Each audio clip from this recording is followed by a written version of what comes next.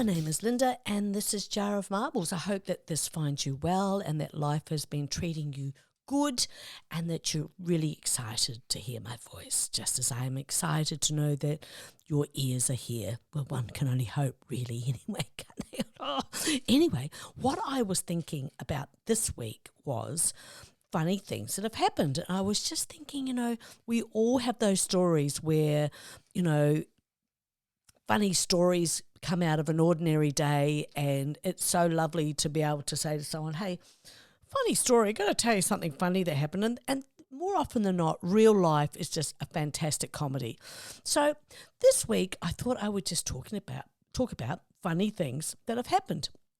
And I was very recently, I walked into a favourite cafe that also boasts an art gallery, and it's an art gallery that boasts life exhibition rooms and large spaces for different kind of installations, paintings and various exhibitions. And if you're sitting outside at the eating area of the cafe, there are beautiful Japanese gardens, koi fish and what appears to be manicured trees, a tranquil and quiet environment to relax into.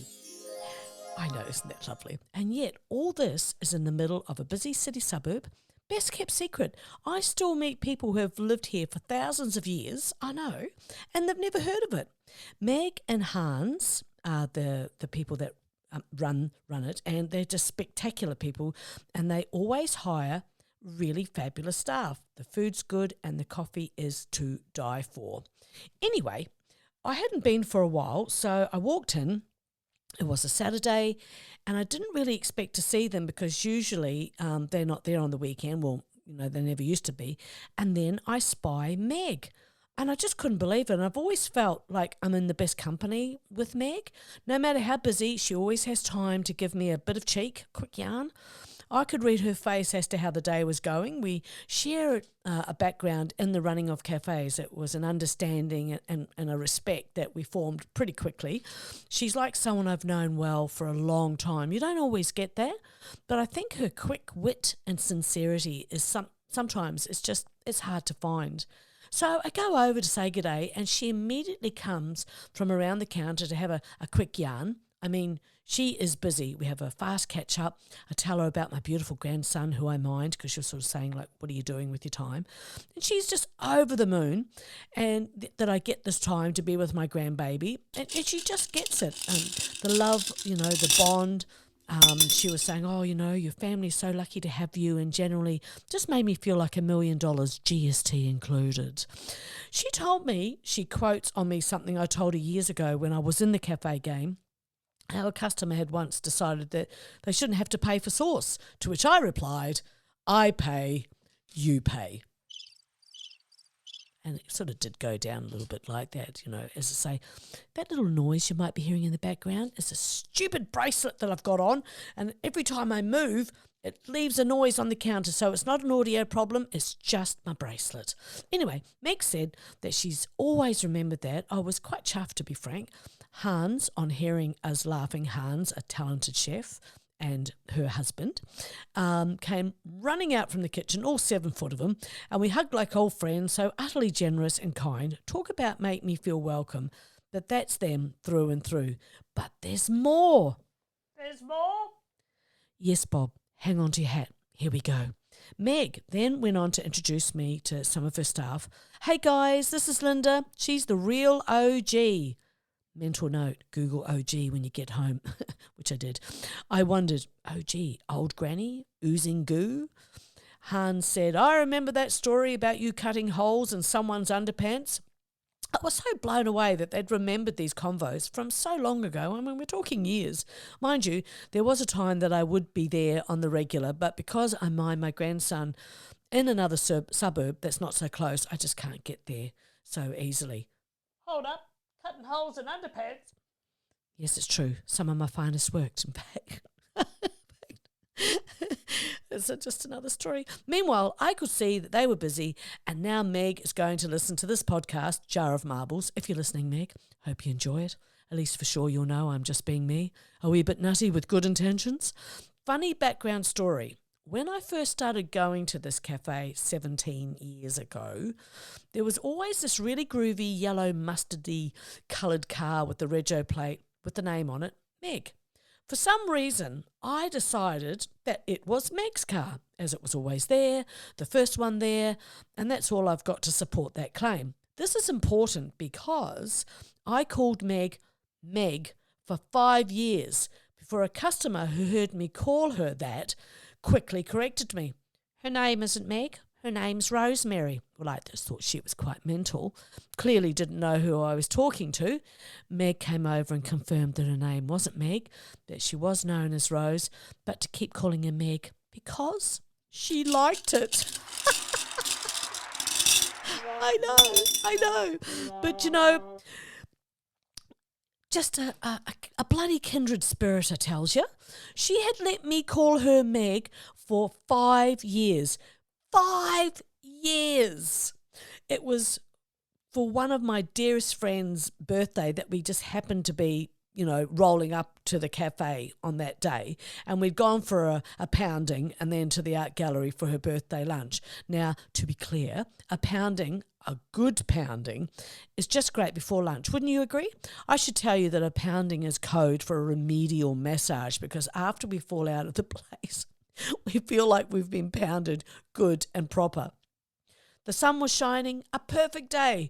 We'd had a lot of rain, so it was extra nice to be outside at the cafe in this beautiful Japanese garden. And there was this other weird thing that happened, was I had dreamt of a lady that I'd gone to TAFE to college with some 10 years ago. And she was standing directly in front of me, waiting to be seated at the very same cafe. So that was good and kind of nice to see that dreams do come true. I love little drops of synchronicity. I love it a lot, actually. Oh, and OG, for those that don't know, means original gangster. I had to look it up because I've never thought of myself as a gangster. Why would I? And this is what I found. OG is a slang term for someone who's incredibly exceptional, authentic, or old school. I can never get too far from old school. Comes with the territory, I guess. And I'm more than okay with that. Now, while the literal definition might appear different, the abbreviation OG has taken on a life of its own in the past few decades, from its origins in the 70s to the present day on the internet. While its definition has changed slightly through the years, at its core, calling someone an OG is an expression of deep respect or awe for someone. It can refer to someone trailblazing or innovative, such as an artist who popularised a musical trend or a fashion style. The use is very extensive, so much so that you'll discover many people who use it without actually knowing what it stands for. I thought I'd just share with you what I learned. So, if someone is referred to as an OG, it's not that they think you're an orange gorilla or an open gamer. You are someone special. A mark of respect just came your way. Now, the reference to someone's pants having many holes cut out in them was something I did to my then husband, who refused to wear new ones. So I cut lots of holes in his woggly, wiggly, stretched, most unattractive jockeys, folded them perfectly in his jock drawer, and he put them on, not noticing that they were extremely ventilated. Went to work and, of course, noticed them while having to go to the loo at some point and came home furious with me. No sense of humour, that man. No sense of pride with jocks. But anyway, moving on. People and situations. I love that they become fodder in your life or podcast. Stories that may have at the time been intimidating or annoying, or maybe didn't recognise that it was newsworthy. It's great to see that merriment can become the final outcome. Not at the person, but the nuttiness of us humans. The lengths that we will go to not be seen as being cheerful or relishing in life. I say that because I have seen this very thing in action and how we, you, me, have to be vigilant about protecting your own sense of the ridiculous, lest you be left with a pole up your bum. Or holy undies. That's what I thought, Bob. I've only heard rumours about people who fail to see the humour in most portions of life are said to have a pole stuck up their keister. Keister? However you say it. That is a tough energy to be around, that is for sure. I remember once I went to a party and there were quite a few of us, long tables connecting to each other to seat maybe 40 people. Everyone had brought bowls and plates of food, a Dutch dinner if you will. Eventually everyone had to at some point go to the toilet and couldn't because a lady had sat on the loo and both herself and the toilet went through the floor and to the ground below. True story. Thankfully she didn't hurt herself. But it meant we had to find a bush in the backyard. Thankfully, it was a decent-sized backyard. Man, that would have been just a terrible experience for that girl, and you don't think that anything like that would ever happen, but it did. I remember once a lady came into my cafe asking to speak to the manager because clearly I couldn't possibly be the manager. I mean, I was 21 and probably looked 15, as we do. Me, being a bit of a prankster, said, I'll just go and get the manager, waltzed off into the kitchen, and then walked straight back out and said, yes. Well, you'd think I'd borrowed her undies without asking. Undies, what are they? Underpants, Bob. Ew. No sense of humour, did not find it funny in the slightest, and still insisted on speaking to the manager, to which I told her, I am the proprietor. This is my business. I'm it. In terms of the manager, cannot tell you what it was that she wanted in the end, but I can only recall her utter disbelief that it could be me running my own business. It was a funny year, my first year in business, because anything that was going to go wrong did, but I was so lucky that the street sweeper in my shop's area became a good friend. He used to call in to make sure I was okay, and that and he was just always so nice and so sincere, and he always said that if anything goes wrong, all you need to do is just go out in front of the shop and just call out for me in the street. And I think I may have called out for him twice, and he showed up miraculously. I mean, quite interesting, really, when you think of it. Anyway, one year on my birthday, he took me and my daughter to Coogee for a Chinese lunch. Coogee's a beach, if you're not from Sydney or Australia. Laura was 2, and I was pregnant with my second girl. Isn't it funny? I cannot remember why I was out with the street cleaner named Robert. Hello, if you're out there by some small chance, and not my husband at the time. But either way, I was out with Robert, and we were only ever friends. And because of him, my birthday didn't go by unnoticed, which is just so lovely. It was a nice day. My memory is I had a bit of a headache, but Robert went and got me some Panadols for my headache, and I remember Laura giggling a lot. I have proof of that. I have a photo of her because she was only like 2.5 and she was standing next to the table that we were sitting at. You could just see her little nose and her little eyes just above the table pump. You could see she was giggling. So, another funny thing was I actually bought my first business. I bought and sold it twice. It was one of those unexpected opportunities where the folk I'd sold the business to had not made it work. Well, they didn't work and the till did not fill up magically. They rang to ask me if I wanted to buy the business back, and it was only a few months afterwards. Fortunately, I still had the phone numbers of my previous suppliers who had continued on supplying these people, which fortunately I was able to find out that the ordering of stock had dropped a lot, which meant they were not making very much money and they had slaughtered the business. So I offered the price of the agreed value of the equipment, and then I was back.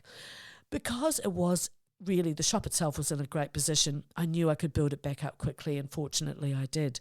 Once my sister-in-law at the time was working for me, and I was going to send her down the road to go and buy some mince that I could cook rissoles for our morning tea rush, and because I cooked everything fresh every day. It filled the shop also with delicious scents, and it wafted outside and pulled in new customers. I mean, that was only by chance that I discovered that, but true story. So this day she resentfully went off to get the shopping, and meanwhile I waited for her to come back to the shop. I'd grabbed one of our bottles of tomato sauce or ketchup and poured it down my arm and onto the floor in the sitting area of the cafe. I saw her coming back. I lay on the ground, threw the large knife in the sauce and pretended to be dead. Looking back, I did not think for 1 minute she would think it was real, because sauce is very saucy looking, isn't it? That is really mean. Well, she really deserved it, Bob. Oh, well, that's okay then. That's what I thought. No regrets, Bob. Anyhow, she came into the cafe entrance, dropped the shopping, came running over to me screaming, got down on the floor and was screaming out my name. I lay really still, and still she begged me not to be dead, to which I said, "Oh, okay then." Oh, she was furious and couldn't believe that I'd gone to so much trouble. And what if someone had walked in the shop? Oh, well, it's my shop, so I think it might be okay. My mission had been fulfilled, and I got her a beauty. I always warn people when they start messing with me, and she just didn't take me seriously. That was the last time she messed with me. I think it is only fair to warn people, don't you? I do too. Oh, you're all hot. Oh, quite right, Bob, I am. Except... Yeah, don't mess with me. Moving on. That's the thing with people, isn't it? They cross lines. Knowingly so. They know they shouldn't steal from you. I mean, just basic stuff. They know that lying about a person, in this instance me, is not cool, but did.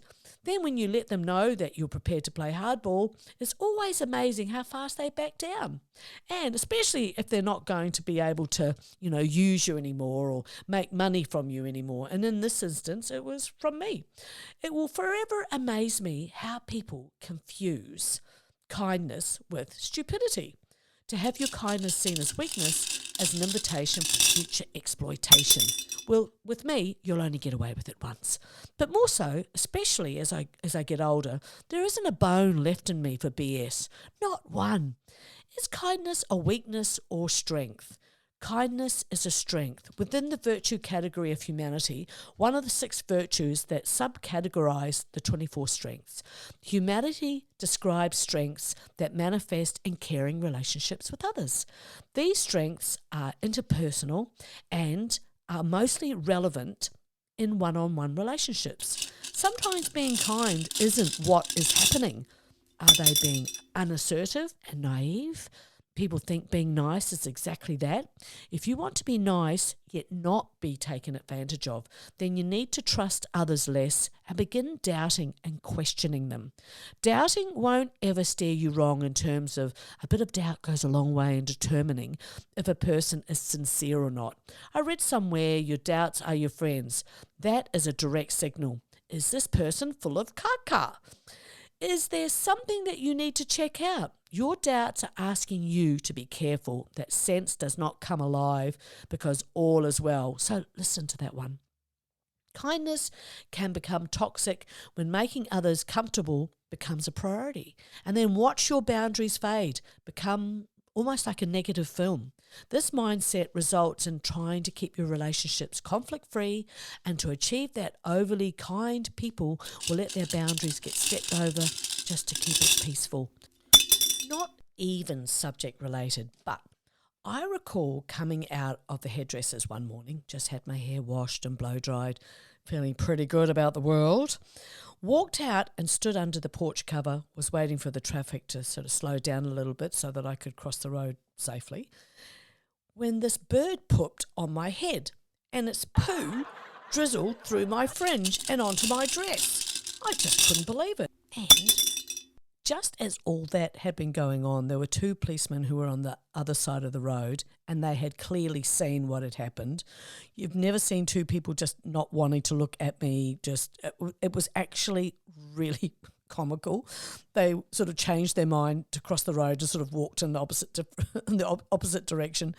But fortunately for me, the hairdresser had noticed that, what had happened, saw that I had poo in my hair, and just, asked me to come back in the shop, and, she sorted me out, which was really, really nice. And, life just provides those sort of situations sometimes, don't they, where, you get pooped on. So what did the hairdresser say? Well, I laughed and she laughed and we all laughed. Oh. Yeah, that was about it, Bob. It was, no real grand story there. It was just helping me to wash out the poop. When the Bible bashers come to the door and they knock and knock. Well, on this particular day, I'd noticed all these cars had suddenly started parking, like all together, all around my house and, around the corner and up the street. And suddenly I noticed that there was something weird in the air, or they must have detected the raw evil emanating from my home. And here they were, there was probably about 8 of them, compiling down my driveway to knock on my door. This day, I just wasn't in the mood to have a crowd of yahoos on my front step.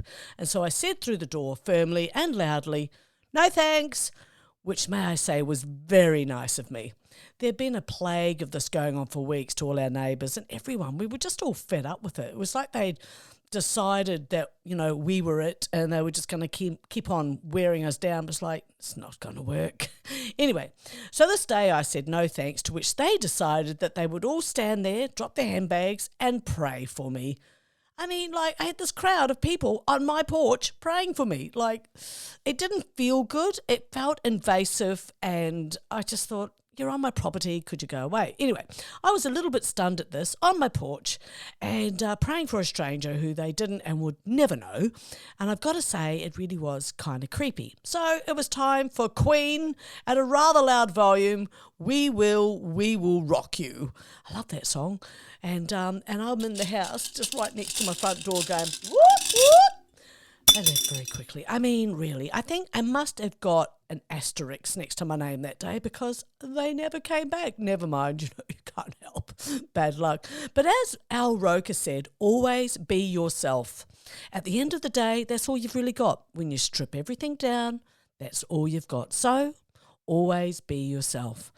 None of any of these stories, little excerpts from my life, do I regret. Not a toss. Not one.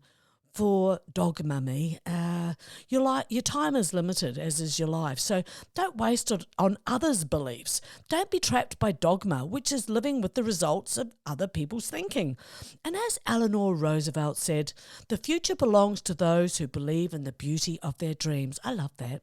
Well, my marble dwellers, it is time to take off, but not before saying I really tried to be normal once and it was the worst minute of my life, and never will I do that again. As Mel Brooks said, hope for the best, expect the worst. Life is a play, we're unrehearsed, and ain't that the truth? So ad-lib, fake it till you make it, which is basically putting in a new program. Be who you are in all your colours and be proud of who you are on your terms. Well, as I said, it is that time again, the end of another podcast, but the good news is I'll be back next week, same time. Look, I just want to thank you as always for popping by. I hope you enjoyed this week's instalment, and I always appreciate you coming by more than you could ever know, which is a great big bunch of loads. Say g'day to the family for me and the squirrel, and I'll see you next time. Okay, bye.